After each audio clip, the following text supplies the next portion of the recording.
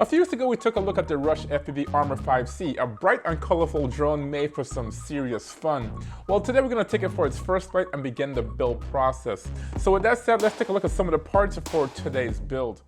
Okay, so let's start off with the frame kit. This is the RushFPV Armor 5C. I've done a full review on this one, but this is a pretty cool, fun, colorful drone here. It's very light and the quality looks really good, guys. Now, RushFPV has recently released a newer version of this, allowing for the installation of the O3 air unit, as well as a dead cat version. So those options are there if you want to install O3 in your RushFPV Armor 5C. Now moving on to the heart of the drone is the flight controller and ESC stack. Today we're going with the SpeedyBee F4-5 stack. I've done a full review on this one as well. Pretty cool, really affordable, a lot of features in this stack, and this should be the perfect option for this frame kit right here. We'll see how this goes, but I'm really excited about this one because there's a lot of options built into this, and the bang for the buck is way up there. Highly recommended. Now, connected to our flight controller ESC are our motors. Today we're going with the RushFPV Reactor series. These are the 2207s, 1860 kV, so these are going to be a 6S build. And these are actually the motors that comes with this frame as a bind and flash. So this should be more than adequate for this frame kit and our build today. Now moving on to the VTX, this is where we have some options. The RushFPV Armor 5C does come optioned with both a analog and a digital version. Now if you go for the analog version, you are going to get the Rush Tank Mini. This one here is good for 800 milliwatts. And if you go digital, you will get the Runcam Wasp, which is pretty much like an air unit or a DJI Caddx Vista. And that's paired up to their camera, the Wasp camera. So that's pretty cool. Now, at the time of filming, there's also an option for the Walksnail version. That's not available right now. But since I do have the Walksnail VTX right here, this is the option I'm gonna go with. So this is gonna be a Walksnail build, and we'll see how that's gonna perform overall with the drone. Now coming to the accessories here, we are gonna go with the Express LRS receiver on here. That's pretty good. It's very light, small, has good penetration, good range, and the latency is really, really low. So I do recommend you get that. But this drone also comes equipped with the TBS Nano receiver in here in case you have a TBS or a Black Sheep transmitter as well. Now besides that, we have two TPUs right here. Obviously we have this GPS mount on here. Now at first I didn't think I was gonna put GPS on this build, but the more that I think about it, we're gonna be using Betaflight 4.4. As well, this is gonna be kind of a freestyle type of exploring kind of drone. Now the GPS of choice is gonna be the Walksnail GPS. This is a new receiver on the market, and this one here is designed specifically for the Walksnail system. And we'll see how this one here works. I'm kind of, I don't know, hesitant about it, but this one here is made for the Walksnail system, giving us better reception, more satellites, especially when using the Walksnail VTX. So we should see if that works pretty well. As well, we do have a TPU mount here for our VTX. Now this one here does have a 20x20 mountain stack on here, but unfortunately our VTX has a 25x25 mountain holes on here. So we have to have some kind of adapter to convert that to fit the VTX. So I do have this printout. If you are interested in this, I can leave links for this down below if you do have that same situation. So that's all our parts for today. This is gonna be really a fun, quick build, quick and dirty, and then we're just gonna take it for its first flight and see how it flies. So let's go to the bench and get these parts in the drone. Okay, so here at the workbench, we have our Armor 5C ready to go. We have all our components to go into the drone. The first thing I want to do here is just take this top plate off and take a look at my mountain stack. So let's make sure all these are off. I try to get them off. Oh, it's off. And this is going to be a 30x30 stack. So let's just remove these other side plates. These were all put on while I was doing a review on this frame per se, but now we need to get access to said stack. All right, so this looks good. Now I just gotta mock up some stuff, make sure that I know how to install my stack. Let's get that out first. And this should match up pretty well because this is gonna be a 30x30 stack as well. So let's see here, ESC goes down first. Should just slide in here. Adequate spacing, that's good. And here's our SpeedyBee flight controller. All right, that's gonna work actually. Wow, that's pretty nice. So far, this is looking like a really good application for this so far. I'll take a look at this capacitor while I have it out already. Good gracious, that's a huge capacitor. It's almost not enough space to put it in the back because the VTX is going back here. Okay, so I figured out a way to install this capacitor so it doesn't get in the way of the VTX, and it looks pretty good. It's not gonna get in the way. The only thing that I have concerns about is this wire here, this battery lead. So once I install this, it's gonna be kind of difficult to get the battery leads in there and to get around these two standoffs right here as well with the battery leads, because these are going to come way to the back right here. I want to tack this on right now and then check everything else, but for right now I'm in a good position to have the leads for the capacitor bent appropriately, and I'm just going to tack it on here for now and see if it just holds, and then I can remove the ESC and then reassess the whole thing.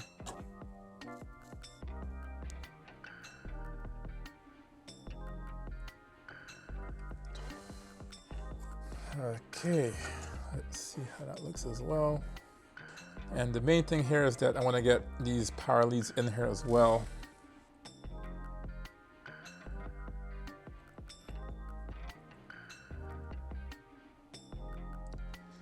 Whew. All right, let's put this back in the drone and see if that fits.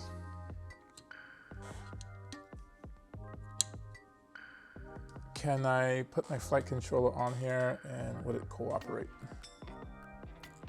Oh yeah.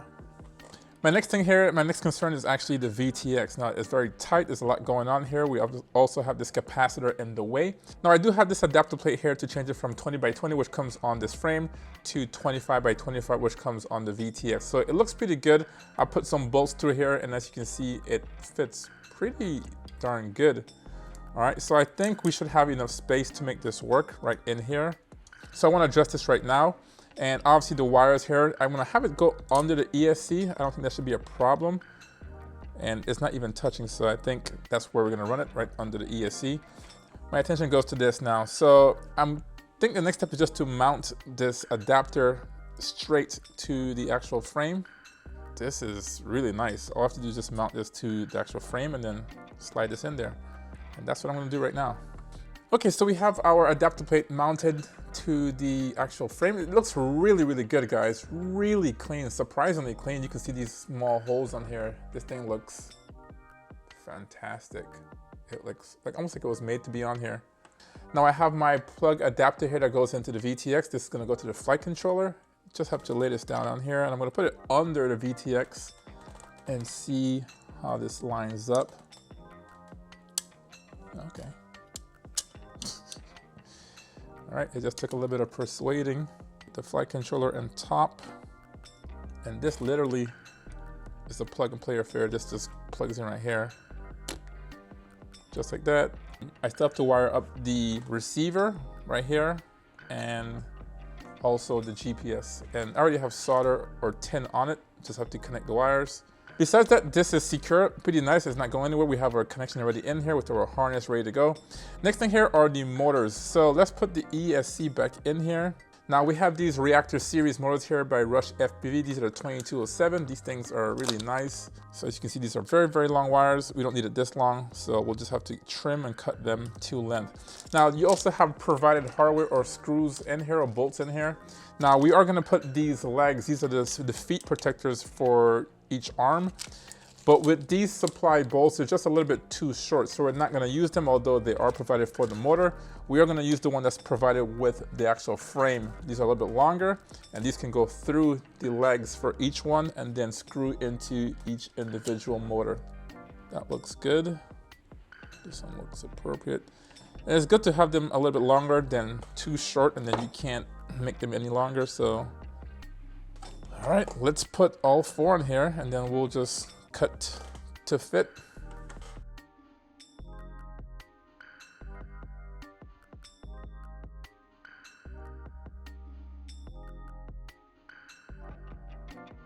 Okay, so we have our motor wires tinned and we have it actually connected to the ESC. So everything looks pretty good as of right now, looks really good. And this is looking more and more like a drone. So let's make sure that everything here is good before I move on. I think we'll do receiver first or GPS first. I think the GPS is the one that's we're gonna do first here. I got my copper wire on here still. And we are gonna use all 6 wires. Typically for GPS, you'll have 4 wires on here.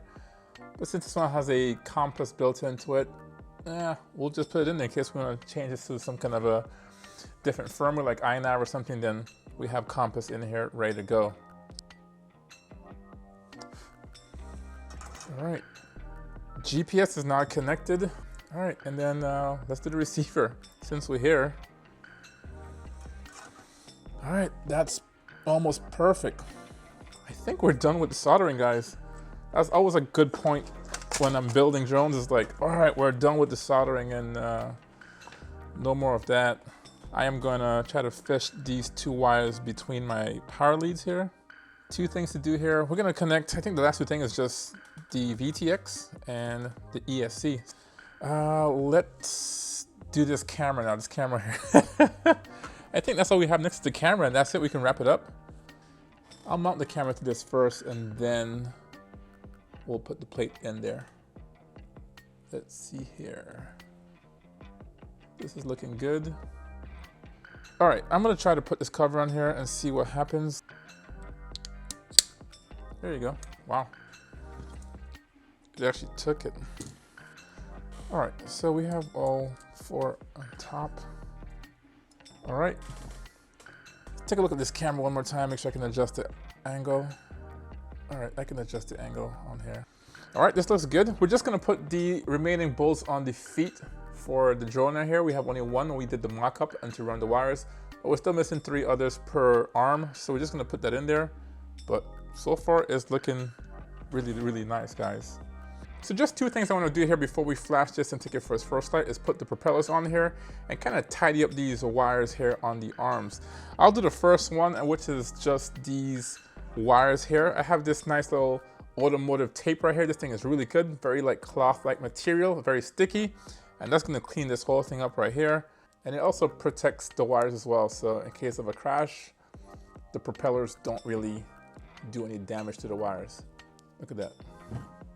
That arm looks really, really clean compared to the others. So we'll do that for the other arms, and then we'll put the props on here.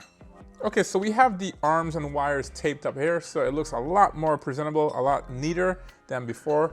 And the last thing here is to put the propellers on here and the battery mat. I'll put the battery mat on here first. Let's see if we can get that as lined up as much as possible. All right, close enough. All right, time for the propellers. I have these HQ propellers on here. These are 5-inch propellers. Am I missing one? Nope, they're all in here. My last couple builds, I've done some prop outs. This time I'll do some prop ins and see how this one here behaves.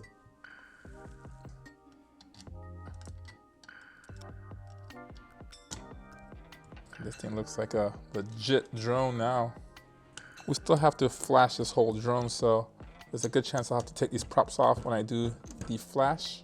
And here it is, this is the final product. This thing looks really, really nice. Yeah, that looks pretty awesome, guys. Just some loose ends in here, guys. I'm gonna print the TPU mount for my antenna as well as my GPS mount. I'm gonna do it right now. And then I'm gonna go to the computer, flash this stuff, flash the receiver, flash the flight controller, put beta flight 4.4 on here. Also flash the VTX with the latest firmware and then take this for a flight. I'm pretty excited to see how this thing is gonna fly, especially with the Walksnail system on here. So I'm gonna flash this and take it for a spin.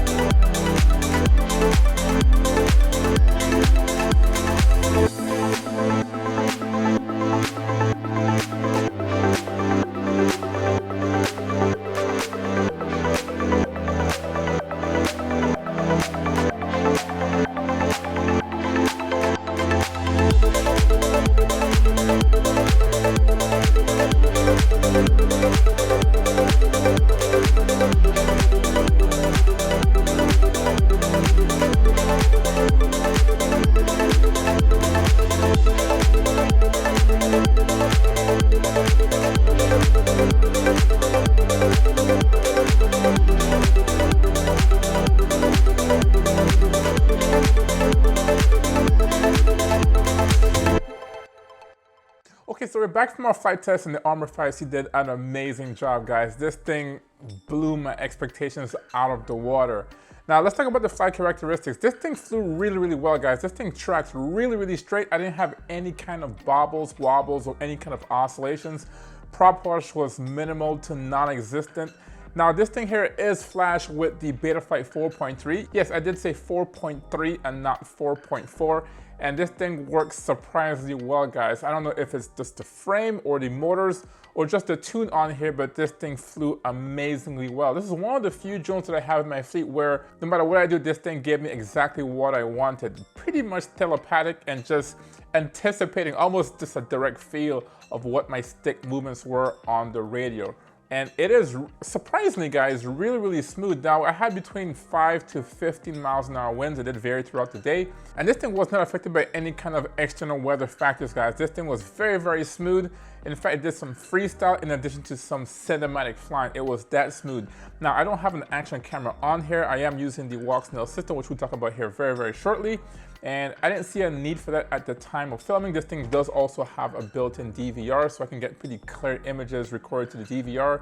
So I didn't mount an action camera on here, but I was able to fly some cinematic flights.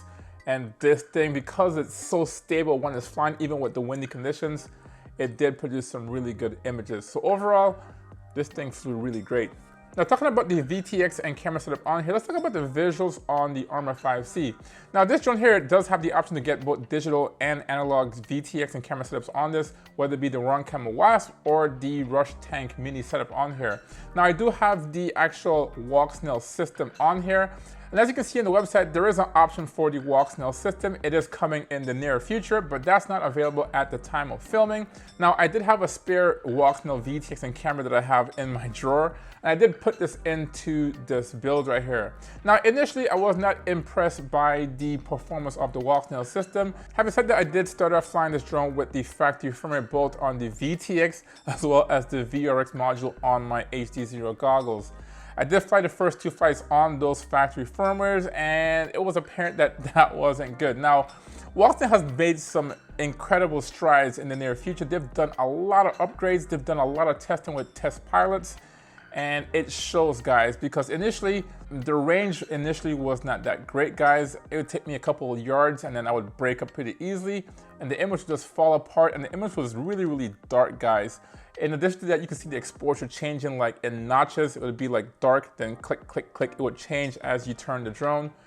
But I did come back here. I did update to the latest firmware, both on the VTX as well as my VRX. And I did change the factory Omni antennas on my VRX to some true RC antennas, some Omnis on here.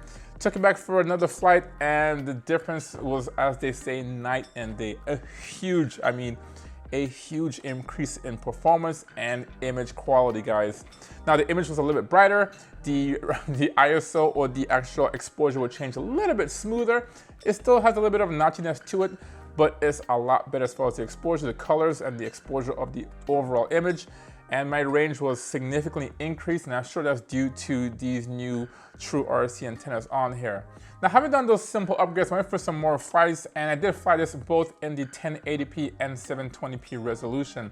Now, 1080p was pretty good, very, very clear, guys, on par with DJI O3 or the original Air units. Really, really clear image coming to the goggles, but you can notice the latency or the variable latency in the image.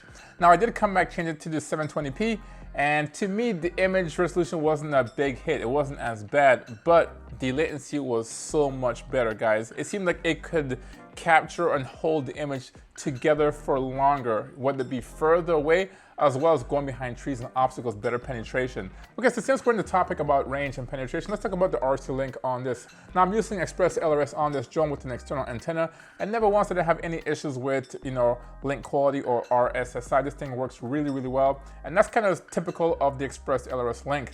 Now, I did fly this drone here at around 100 milliwatts, which is not the highest power, and sometimes my LQ would go down a little bit lower, around the 40% mark. But that's kind of expected for where I was flying, especially in the thick forest, big trees, water everywhere, and only at 100 milliwatts. Never once did I experience a fail-safe though, and I do have a lot of trust in the Express LRS system. If you're gonna fly further or you want more penetration, obviously you might wanna go up to around 150 milliwatts, maybe 250. And if you're gonna do some really long range, maybe 500 milliwatts, but that's kind of overkill for just a freestyle drone. All right, so let's move on to battery life. Now I flew this drone here with a 1250 milliamp hour 6S battery. And I was expecting between, I don't know, 5 and 6 minutes of flight time, which is typical of a 5-inch freestyle drone, something that weighs this much. Guys, I was totally blown away. I was averaging, I want to say averaging 7 minutes of flight time, over 7 minutes of flight time. And if I did cruise around or flew pretty smoothly, I get between 8 and 9 minutes of flight time, guys. Really impressive for a 5-inch drone. And yeah, these are kind of worn batteries. These are not even new. These are like close to a year-old batteries, guys. So I was totally impressed by that. I don't know if to do with these motors or the ESC or what, but it caught me by surprise, guys. I wasn't really expecting that at all. Okay, last but not least, let's talk about durability of this drone. Now, I had only 2 crashes while I was flying this over a period of some weeks here. And one was in the dirt, in the mud, and one was on concrete. I never wanted to have any issues with this. You can see some scuff marks on the propellers here. I did change the propellers on this just to take a thumbnail and just to make this a little bit brighter. Overall, yes, I didn't break any propellers on this drone or any arms. Now this thing did also crash on concrete and this thing did survive, no broken arms. I would suspect though, if this thing were to break, it would be one of the arms, but these are 5mm arms. And that's pretty standard of any 5-inch drone. They're a little bit thinner though, as far as the thickness or the width of the arms, but they are 5mm thick. And these should be easy to replace, as I showed you in the assembly build of this frame. You can just remove 2 screws here or 1 screw and just pull this out, and that should be enough to change an arm on here. Besides that, it wore pretty well, no scratch marks on the bottom of here. You can see the actual legs on each arm has a little bit of scuff, but that's what it's designed for, was to land on concrete and take the majority of the scratches or hits opposed to the actual carbon fiber. As you can see, it looks relatively new. But the durability on this drone here is really impressive so far, although it was just 2 crashes. So having said that, what do I think about the Armor 5C? Well, I do think that this thing lives up to the hype or expectation of a fun 5-inch drone. This thing is fast, has good flight characteristics, and really, really good flight times, guys. This thing performs very, very well. It goes where you want it. It's very durable, and it looks the part, guys. It looks so fun, so exciting. You have Express LRS on here, so range shouldn't be a factor. And the battery life, as I said before, is really good. So if you want to do some kind of medium to long range flying, the combination of having GPS, having, this Walksnail system, having more than 8 minutes of flight time, this would be a good mid to long range drone if you want to venture into that realm. I'll leave links to all these drones and parts down below. As I said before, RushFPV has also released a newer version of this frame, accommodating the O3 Air unit. So if you have any questions about this whole setup here today, leave those in the comment section down below. And if you're on the fence about the whole Walksnail system, or have a pretty decent analog goggles and want to get into the Walksnail system, I've done a full review on the VRX system right here. This is a pretty cool and easy way to get into the Walksnail system. Or maybe you do have a Walksnail goggles, but want a smaller drone than this to fly indoors. Well, I have you covered here with the Meteor 75 Pro HD, a small 1S tiny whoop with the same Walksnail system in this drone, giving you HD footage going to your goggles. This thing is pretty impressive. It also has the onboard recording as well as the data logger, so you can stabilize your image into gyroflow. I've done a full review on this drone, and I'll leave it linked down below. So thanks for watching, and I will see you in the next one. Peace.